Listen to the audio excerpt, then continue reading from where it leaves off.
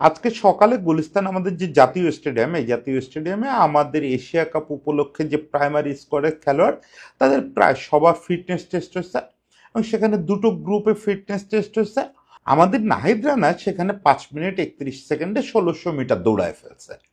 এখন 5 মিনিট 31 সেকেন্ডের জায়গায় যদি আর মিনিট খানেক কমাইতে পারতো তাহলে নাহিদ রানাকে আমরা অলিম্পিকে পাঠিয়ে দিতে পারতাম। অলিম্পিকে অবশ্য 1600 মিটার কোনো ইভেন্ট নেই, 1500 মিটার আছে। 1500 মিটারে তাহলে পদকও জিতে ফেলতে পারতো মিনিট খানেক, মিনিট দেড়েক যদি টাইম কমাইতে পারতো। ওকে, জোকস অ্যাপার্ট, আমরা নাহিদ রানারে দিয়ে এখনই অলিম্পিক গোল্ডের কথা ভাবতেছি না। কিন্তু ঘটনা হচ্ছে নাহিদ রানা, তানজিম সাকিব, তাসকিন সহ এই প্রাইমারি স্কোয়াডের যত পেসার, তাদের যেসব টাইম আমরা জানতে পারলাম, অফিসিয়ালি তো কেউ টাইম জানে না। এটা আমার কাছে বিস্ময়কর মনে হয়েছে। বিস্ময়কর মনে হয়েছে গ্লোবাল পার্সপেক্টিভে এবং বাংলাদেশের পার্সপেক্টিভে। একটা সময় ছিল পেস বোলাররা ছিল টিমের সবচেয়ে জঘন্য ফিল্ডার, মানে এদের লুকানোর জায়গা পেত না ক্যাপ্টেন। সেই জায়গা থেকে আমাদের দেশে এটা কদিন আগেও ছিল। সেই জায়গা থেকে আমাদের পেস বোলাররা এখন লিড করতেছে এই ধরনের ফিটনেস টেস্ট। এটা দেখতে খুব ভালো লাগতেছে। তার মানে আমাদের পেস বোলাররা আর কেবল পেস বোলিং নিয়ে আটকে নাই, তাদের ব্যাটিং শিখতে হচ্ছে, তারা ফিল্ডার হয়ে উঠতেছে। এই জিনিসটাকে আমি বলি যে আধুনিক ক্রিকেটের ছোঁয়া আমাদের উপরে লাগতেছে, এই লাগা শুরু হয়েছে। এটা নিয়ে আজকে একটু বলি। শুধু আমাদের কথা বলবো না, বিশ্ব জুড়ে ফাস্ট বোলারদের যে বিবর্তন হচ্ছে এবং বিবর্তন হয়েছে সেটা একটু ছোট্ট করে বলি আপনাদের। ওই যে বললাম যে পেস বোলাররা এক সময় ছিল ক্যাপ্টেনের বোঝা, মানে পেস বোলিং এর ওই টাইমটা ছাড়া ওয়ানডে যুগের কথা যদি আপনি ভাবেন তাহলে ওই 10 ওভারের বাইরে পেস বোলার কোনো ইউজই ছিল না। টেস্টের কথা যদি ভাবেন, একটা পেস বোলার সারাদিনে কয় ওভার বল করবে? 20 ওভার 22 ওভার বড় জোর বল করবে। এটা সর্বোচ্চ যদি সে জেনুইন পেসার হয়। সে তো আর স্পিনারের মতো 30 ওভার করবে না। স্পিনারেরও 30 ওভার খুব আইডিয়াল সিচুয়েশন না। সাধারণত সারাদিনে 15 ওভার 16 ওভার বল করে, এবারে বাকিটা সময় ওয়েস্টেজ। এই লোকরে আর কোনো কাজে ব্যবহার করতে পারবে না ক্যাপ্টেন। ওরে দিয়ে ব্যাটিং হবে না। ব্যাটিং তো করবে একদম শেষ দিকে এবং হাস্যকর ভঙ্গিতে এসে উইকেটে দাঁড়াবে, এটা নিয়ে নানা রকম জোকস হবে। ফিল্ডিংয়েও একটা বিশাল উৎপাত। ফিল্ডিংয়ে এদের কোথায় রাখবে, মানে এমন জায়গা খুঁজে বের করতে হয় যেখানে ব্যাটসম্যান বল না পাঠায়। সাধারণত দলের দুই সেরা পেসারকে পাঠানো হয় লং অ্যান্ড আর লং অফে। কারণ ওই দুইটা জায়গায় যেটা হয় যে তুলনামূলক ওই যে জোরে শট করা, গ্রাউন্ডেড শট করা, এরকম বল তাদের কাছে কম যায়। মানে বোলারের যত কাছে থাকতে পারে, বোলারের কাছের ওই জায়গাগুলোতে তুলনামূলক গ্রাউন্ডেড শট কম যায়, ফলে স্প্রিন্ট টানতে কম হয়। লং অ্যান্ড লং অফে যেহেতু ফাস্ট বোলাররা একটু লম্বা হয়, ও ওই বাউন্ডারির কাছে গিয়ে দাঁড়ায় থাকে। যদি কোনো কারণে হাত উঁচুতে একটা ক্যাচ আটকে যায় বোনাস, নতুবা তুই বাবা ওখানে থাক, রান নষ্ট করিস না, কোনো গুরুত্বপূর্ণ জায়গায় দাঁড়ায় রান নষ্ট করিস না। এদেরকে লুকায় রাখা হতো। সেখান থেকে দেখেন এই সব সময়ের বড় বড় পেসার, একদম বড় বড় পেসারের আমার নাম মনে আছে, ওয়ালস, অ্যামব্রোস থেকে শুরু করে সেই আগের জামানার ইয়ন বিশ্বাস বা এই বাড়ির পাশের ধরেন জাভাগল শ্রীনাথ, মনোজ প্রভাকর, এদের সবাইরে দেখছি ফিল্ডিং এ লুকায় রাখার জন্য কি চেষ্টা হতো। সেখান থেকে দেখেন যুগটা বদলাইতে বদলাইতে কোথায় চলে আসছে। এখন বিভিন্ন দলের ইনার সার্কেলে, মানে 30 গজের ভিতরে আপনি দেখবেন পেস বোলাররা অনেকে ফিল্ডিং করতেছে। মিশেল স্টার্কের মতো ফিল্ডার চলে আসছে, প্যাট কামিন্সের মতো ফিল্ডার চলে আসছে।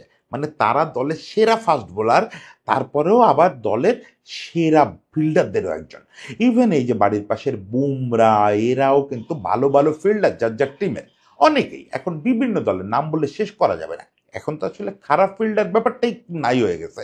হাস্যকর ফিল্ডার, লুকায় রাখতে হয় ওরকম ফিল্ডার আপনি আর এখন কোনো টিমে পাবেন না। কিন্তু আমাদের জন্য সিনারিওটা আরো লম্বা হয়েছিল।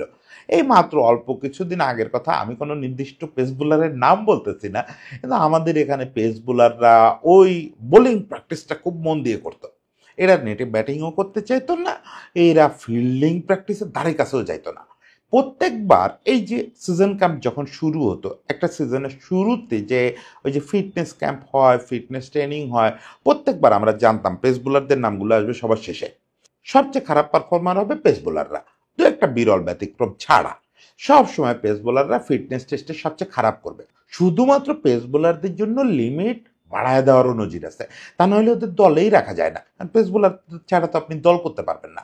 কিন্তু সিনারিওটা সারা পৃথিবীর সঙ্গে আমাদের এখানে একটু দেরিতে হলেও সেই জিনিসটা হয়েছে। প্রথমে আপনি দেখেন আমাদের পেস বোলাররা ব্যাটিং শেখা শুরু করলো। আপনি মাশরাফির এখানে বিবেচনায় নিয়েন না। মাশরাফি ওয়াজ জেনুইন অলরাউন্ডার। মাশরাফিকে নিয়ে একদিন আলাদা করে আলোচনা করব এবং তারে অলরাউন্ডার হিসেবে খোদ সাকিব কোন লেভেলের বিবেচনা করে সেগুলো নিয়ে একদিন আলাদা গল্প করব। মাশরাফিরে নিয়ে কথা বললে হবে না, কারণ মাশরাফি জেনুইন অলরাউন্ডার। সে 6-7 ব্যাট করার মতো ব্যাটসম্যান ছিল একসময়। সেগুলো সব ক্ষমতা তো কালক্রমে নষ্ট হয়েছে, ও নিজে খুব অপব্যয় করছে ওর ব্যাটিংটার। যাই হোক, এছাড়া আমাদের ব্যাটসম্যানরা এই 5-7 বছর আগেও ছিল হচ্ছে মানে একদম ওই ব্যাট ধরতেই জানতো না প্রপারলি। ব্যাট যে কি স্টান্সে ধরতে হয় সেটাই জানতো না। সেখান থেকে অনেক উন্নতি হয়েছে। এখন আমাদের টিমগুলোতে অন্যান্য টিমের মতো নিয়মই হয়ে গেছে, তুমি 11 নম্বরে ব্যাট করলেও প্রপার ব্যাটিং করতে হবে তোমাকে। ওইসব ফাতরামো চলবে না যে তুমি উইকেটে গিয়ে হাস্যকর কাজ কারবার করবা, হবে না। তুমি 5টা রান করো, 5টা রান করে সঙ্গ দাও। তোমার পাশে যদি একটা ব্যাটসম্যান থাকে, ও পাশে তারে সঙ্গ দাও, বড় একটা জুটি করো।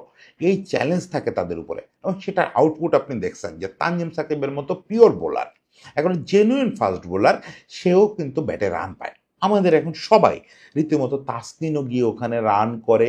সব বোলাররা কিন্তু ওখানে গিয়ে রান করে আসে, পেস বোলাররা অল্প বিস্তর রান করে আসে, মানে তারা ব্যাটিংটা শিখছে। দেখছেন ব্যতিক্রম ছাড়া আপনি সবার ব্যাটিংয়ে দেখবেন একটা প্রপার ব্যাটিংয়ের ছায়া আসছে।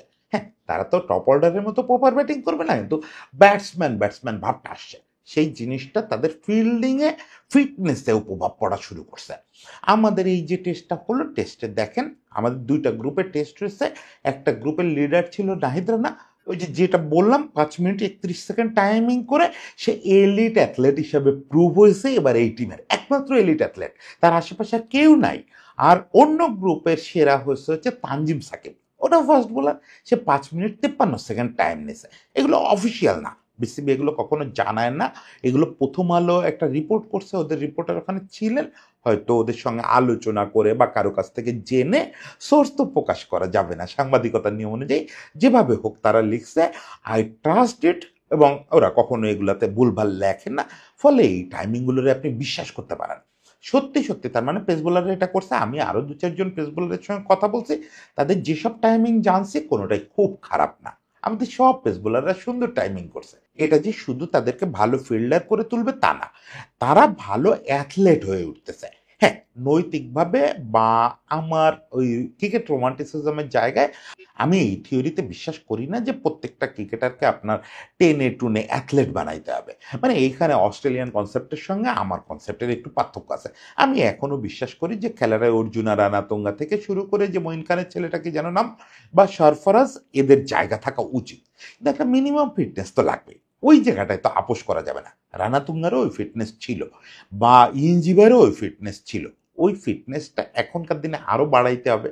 আর অ্যাথলেট না হন, উসাইন বোল্ট না হন, আপনার একটা মিনিমাম ফিটনেস তো গেইন করতে হবে। সেইটার জন্য এই টাইমিংটা খুব জরুরি।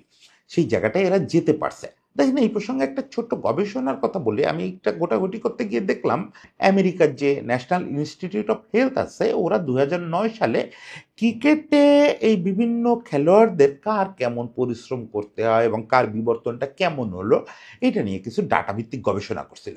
এটার জন্য ওরা যেটা করছিল, বিগ ব্যাশের বিভিন্ন খেলোয়াড়ের শরীরে জিপিএস বেঁধে দিয়েছিল, তাদের বিভিন্ন ধরনের ট্র্যাকিং এর মধ্যে রাখছিল, রেখে তারা একটা সিদ্ধান্তে পৌঁছাতে চাইছিল যে আসলে কোন খেলোয়াড়রা সবচেয়ে বেশি লোড নেয়, কোন খেলোয়াড়রা আজকের দিনে সবচেয়ে বেশি পরিশ্রম করে, সবচেয়ে বেশি অ্যাথলেট ক্রিকেটে।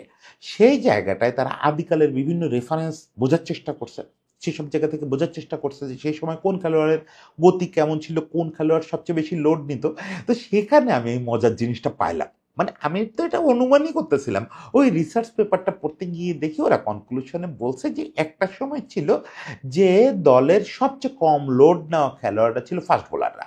হ্যাঁ, তারা যে কয় ওভার বল করতো ওই সময় তাদেরকে সবচেয়ে পরিশ্রম করতে হতো, কিন্তু ওভারঅল লোড টোটাল 90 ওভারে বা টোটাল 40 ওভারে কে সবচেয়ে বেশি লোড নিচ্ছে, ওই বিবেচনায় ফাস্ট বোলাররা সবচেয়ে পেছনে থাকতো। কারণ কি, তারা ব্যাটিং এবং ফিল্ডিংয়ে কোনো এফোর্টই দিত না। সেখানে বিগ ব্যাশে তারা রিসার্চ করতে গিয়ে দেখছে যে একেবারে বদলে গেছে পরিস্থিতিটা। এখন ক্রিকেটে সবচেয়ে বেশি লোড নিতে হয়, সারাদিনে সবচেয়ে বেশি পরিশ্রম করে হচ্ছে একটা ম্যাচে ফাস্ট বোলাররা। কেন?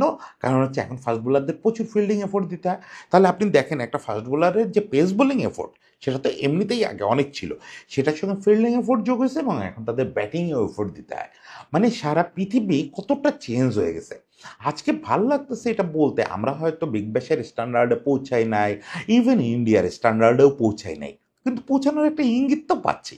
এই যে নাহিদ রানা বা তানজিম সাকিব, ওরা আমাদের একটা ইঙ্গিত দিল না যে না আমরাও আসতেছি, ইন্টারন্যাশনাল ক্রিকেট যেভাবে আগাচ্ছে, যেভাবে বিবর্তিত হলো এই কয়েক দশকে, সেটার প্রভাব আমাদের মধ্যেও দেখতে পাবেন। এরকম দিন আরও আসুক, এরকম ছোট্ট ছোট্ট খবর আসুক, যেটা দিয়ে আমরা বুঝতে পারবো যে পৃথিবীর বিবর্তনের সঙ্গে আমরাও বিবর্তিত হচ্ছি, আমরাও বসে নেই।